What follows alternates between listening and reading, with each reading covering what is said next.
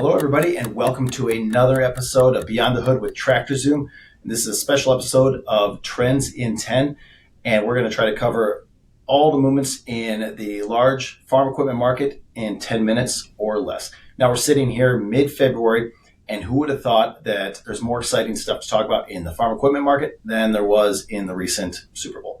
But with AGCO, CNHI, Deere's quarterly earnings coming out just recently, there certainly is a lot to talk about. So let's jump in. We're talking small and large row crop tractors today, high horsepower tractors as well, Class 8 combines, self-propelled sprayers, and planters. So I'm going to dive in right away with these small row crop tractors. So we're talking 175 up to 300 horsepower. Now, at a high level, this category has been growing steadily in the amount of supply. And in fact, January 20 of 2025 here, this last month, was the first time in over 13 months where we saw that supply actually drop month over month. Now, the big question is that a turnaround in the market, or is that just a little hiccup and we're going to continue to grow the supply for a little bit longer? February will probably tell what's going to happen there. Tune into a webinar. We'll throw the registration link in the show notes that we're going to have in March. We'll discuss all of the February stats and what's going on in March, and there we'll probably have a pretty good idea if the supply continues to grow or if we've actually put a cap on this market. Now, why did the supply actually dip just ever so slightly December to January? It's largely due to the end of the year farm profitability that we saw in most commodities across the country. That increased farmers' buying power, increased their sentiment, and then where cash goes, equipment flows. So what has this actually done for turn rates? Turn rates, essentially how quickly inventory is moving through the market. We saw that sit at about 2.1 for January. That was down 7% from December, but not to be unexpected. You always have stronger sales in December, but it is down 10% from January of 24.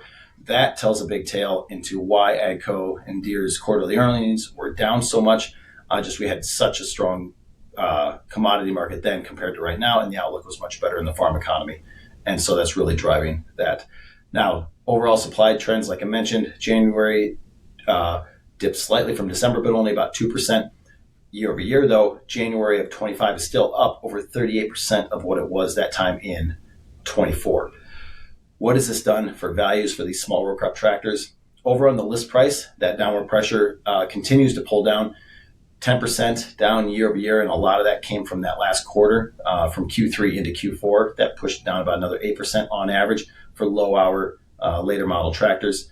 And auction values, though, still down, depressed about 3% year over year. We did see a small uptick from Q3 to Q4, but again, a lot of that is driven off of the recency effect and the strong sentiment and the strong profit that farmers felt towards the end of the year.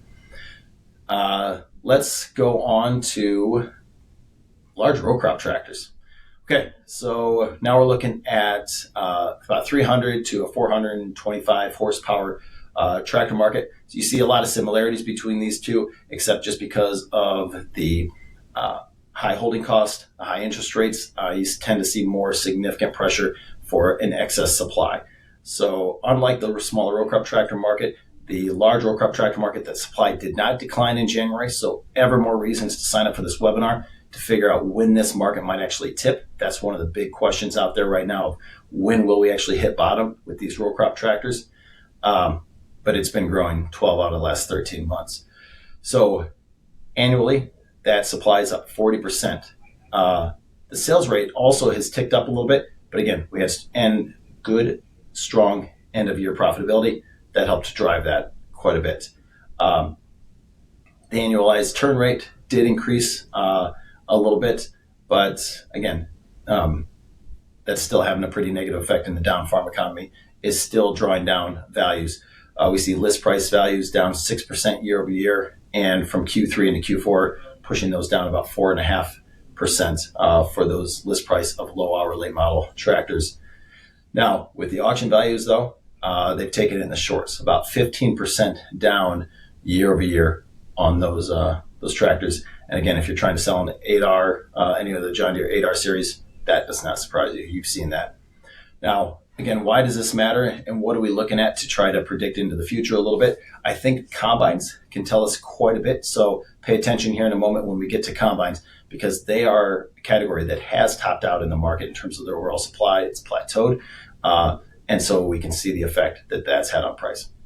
Tractors aren't there yet, but that's the telltale sign that we're waiting for. Okay, but before we get to combines, let's talk high horsepower tractors. So four-wheel drives, 425 plus horsepower tractors. What are they doing in the market?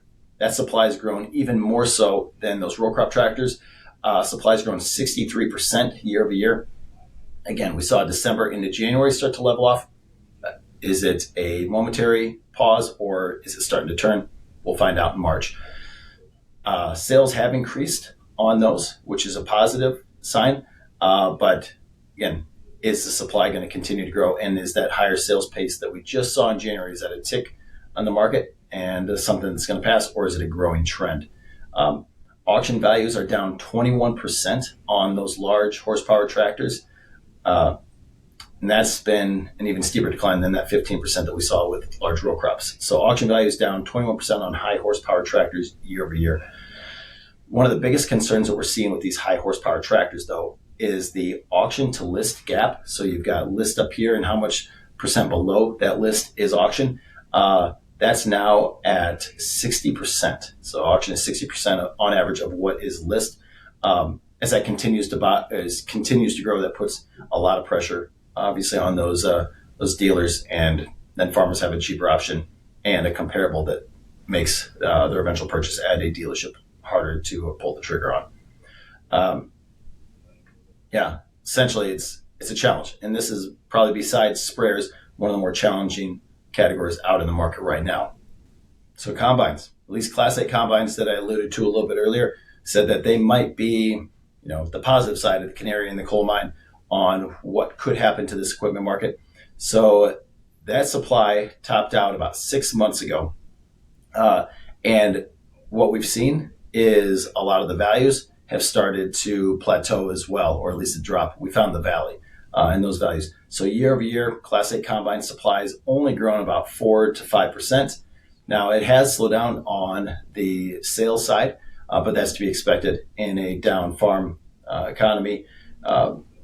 What is possibly the bright spot in this, that we've seen list values on those increase about 5% year over year, and just moderately about 1.8% from Q3 into Q4. So again, a moderate increase on that. We found essentially a new normal. On the auction side, the auction prices took a pretty big hit at the end of 23 going into 24. But ever since then, they've been moderate to just slightly softer. So year over year, auction prices on those Class 8 combines are down 14%. But like I said, most of that deficit happened in Q4 into Q1 of 24. So I think this is a good sign of what we might see in other markets about 6 months after that supply peaks and is under control. The sprayer market. So the self-propelled sprayer market, one of the largest concerns for equipment dealers out there. We did a survey in a closed session used equipment managers meeting that we had, and of everybody surveyed there, sprayers by far was the number one category that was considered most concerning. Now, your supply continues to look like it does for large row crop tractors. It's not in check yet. It's only up about 30% year over year, but due to the seasonal nature of sprayers and their higher value, which equates to a higher holding cost, that puts a lot of pressure on those dealerships. So a 30% year over year supply change. It did moderate a little bit into January, so we're going to watch February into March's supply numbers to, again, see if this is just a seasonal drop that's naturally selling here pre-plant season, or if this is truly a turnaround in the market and we have supply under control. Now, the sales rate did increase a little bit from December into January, but not quite enough to keep up with the increase in supply. So the annual turn rate is down about 7% for what it was this time last year. Now, what has this done to values? It's obviously put some downward pressure on values. List values on self-propelled sprayers are down about 5% year over year, and auction values are down almost 10% year over year, and those continue to get a little bit more pressure, especially in Q4, down 12% just in the last 90 days of 2024. So one of the big issues with sprayers can be the difference between list and auction. Right now, that's sitting at about 70% auction below list. And finally, let's discuss planters. So with planters, they're another good example potentially of when you get supply under control, then you've cut down the number of variables that are attacking your market, and you potentially only have to worry about the commodity market or the net farm profitability that's out there. Because with planters, the supply is only up about 2.2, essentially a nominally flat supply change year over year, and they're starting to even draw that back down. And we've had at least 2 solid years of reduced early order periods within planters, and that's helped essentially not continue to overfill this bucket and allow dealerships to wash through a lot of their used equipment. Again, hopefully that's something that we can take and learn going forward for these other pieces of equipment, categories of equipment that are getting out of supply. And the turn rate, what that's actually done, just moderately down 6% year over year, similar to what we saw with combines. But again, you're going to have a slightly lower turn rate in a slower farm economy than what we had this time last year. And January, December actually picked up on the turns just ever so slightly. And when we actually look at values, so if I sort this out to look at just 24-row planters, production year 2010 and after, actually seeing the list price year over year grow just a little bit, about 7%, although that did fall in Q4. Some of those prices were brought down. And from an auction price, seeing something similar with about a 13% drop in the overall auction price from this time last year. But again, the spring of 24 was a whole lot rosier than what we're looking at now in 25. So I believe we've covered everything in roughly about 10 minutes or slightly under. Like I mentioned earlier, though, a lot is going to be told here in the month of February, in the early part of March, is if we're able to get the supply of row crop tractors, higher horsepower tractors, and sprayers under control. It's something that we're monitoring. That's the word, here at TractorZoom. And we're going to be presenting that data in a webinar that we're going to hold on March 26th. We'll throw the registration in the show notes. It's a free webinar. Feel free to sign up. We're also going to talk about data strategies for dealerships and the benefit of building a strong data strategy, what we've learned at TractorZoom, and some actionable steps that you can take for your dealership going forward. We hope to see you there. Take care and have a good day.